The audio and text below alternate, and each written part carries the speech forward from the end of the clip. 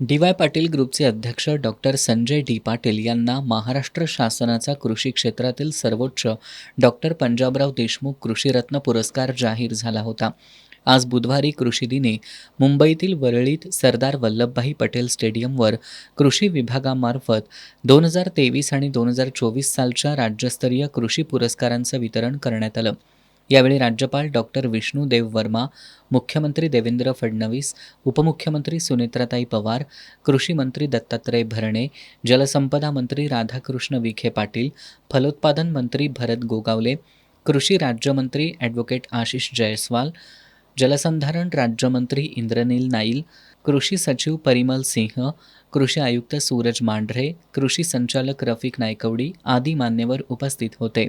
यावेळी कृषी क्षेत्रातील सर्वोच्च डॉक्टर पंजाबराव देशमुख कृषीरत्न पुरस्कार 2023ने डॉक्टर संजय डी. पाटील यांना प्रदान करण्यात आला.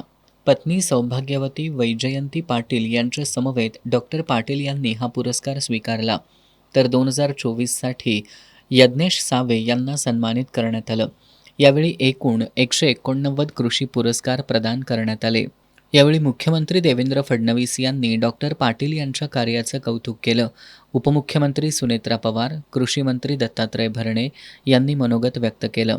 Doctor Sanjay D. पाटील यांनी हा सन्मान माझ्यासोबत कार्य करणाऱ्या सर्व शेतकरी बांधव, सहकारी, संशोधक, विद्यार्थी आणि कृषी क्षेत्राच्या प्रगतीसाठी योगदान देणाऱ्या प्रत्येकाचा असल्याचं सांगितलं.